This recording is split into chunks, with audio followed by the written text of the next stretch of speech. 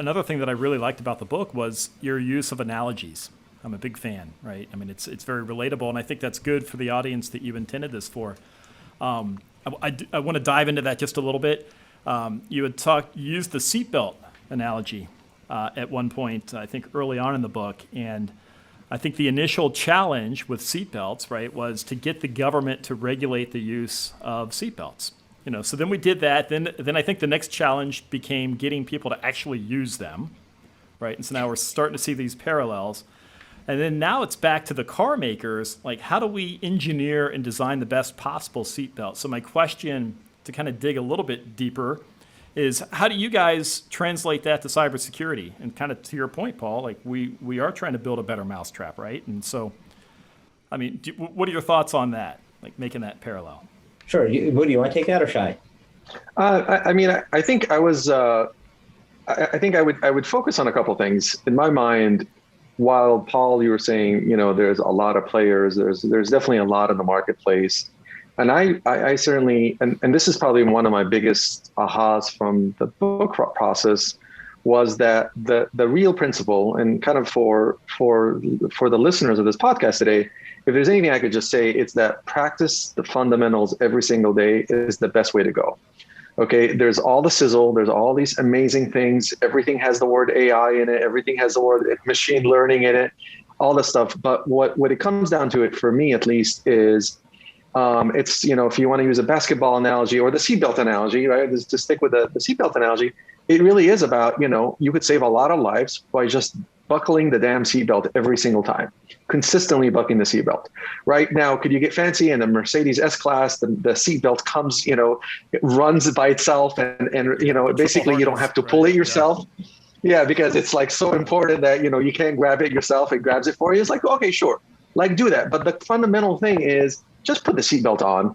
Whether it has a nice fluffy thing in the middle of it, So I think in security, I think there's many ways there's a lot of tools you can buy. There's a lot of confusion. There's all these things, but the fundamentals that we go into in the book to me, like, that's 80 or 90% of the battle, right? And a lot of the breaches we see, there was like one of the fundamentals, you guys. It wasn't like, so in my mind, and this is where I'm curious to see if I can get Neil to disagree with me here on this one. In my mind, I'd rather have a very basic tool that is fully deployed, the team knows how to operate it and run it. I would rather have that much more than some machine learning tool that the team doesn't know how to do it. It's spinning off so much noise that they just ignore it. And they didn't have enough, but it was so expensive that they can't afford to fully implement it. And it's so complicated that you don't have the right engineering people to run it. For me, I would rather simple.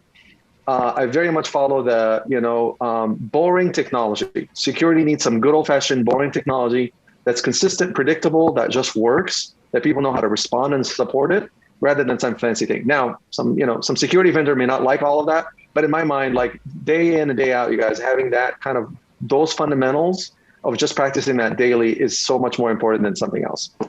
I think getting the basics right is indeed super, super important. And Moudy, I want to return to something that we were talking about earlier with regards to patterns, right?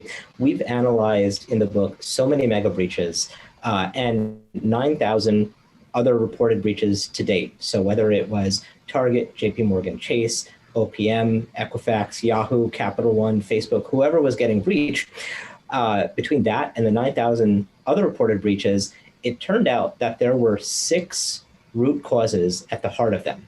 And those 6 root causes are phishing, malware, software vulnerabilities, third-party compromise or abuse, unencrypted data, and inadvertent employee mistakes. If you focus on putting in the basic countermeasures to thwart those 6 root causes of breach, you will be in an amazingly better place. Your chances of getting breach will significantly reduce by getting the basics right. To also just talk a little bit about seatbelts, the seatbelt to us seems obvious, straightforward, the most basic thing. I think there was also an evolution over time. It was, if you look at when cars were first invented, to when Volvo introduced the first lap and shoulder seatbelt as we know it today.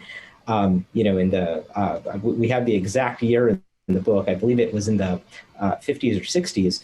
But basically, that had to come to fruition. It was first an optional. It was an optional feature on most cars, and it was 10 years after that that federal regulation was put in place saying that you need to wear it. So, what seems basic to us today may have seemed, more complicated. Like, well, why would you put the seatbelt? It wasn't even socially acceptable in the 60s and 70s. I mean, even in the 80s, that's a great point, Neil. I mean, even in the 80s, I remember growing up, it was generally not used that much then. Yeah, the car wasn't dinging at you and things like that. Yeah, it took me months to get my parents to use the seatbelt after I took my, my driver's ed I didn't think classes. about it like that. That's almost like 100 years of the car, practically. So that was a great Long answer. time. Great So answer. My world's takeaway. moving- Oh, go ahead. Sorry, Neil. Oh, I was just gonna say the hope is that the world's moving faster today, but you look at the big breaches that are still taking place, and maybe we're still in the midst of discovering what should be the basics. Right. So Moody, I think got me about halfway there towards disagreeing with him. I really wanted you guys to. I wanted Balanced position. Yeah. I wanted to see a fight. No, a little virtual Zoom slap fight. Oh, well, Yeah, we my had a lot takeaway of there- good debates as we were writing the book, I'll tell you. I bet. Yeah, we'll talk to Zoom and get some of those emojis And going. My takeaway with all that, Paul. First of all, guys, great answer. And Paul, I think there's an opportunity here for seatbelt automation. To Moody's point, so we're going to do it, not you. We're going to make the big bucks with Yeah. seatbelt automation. So. There you go.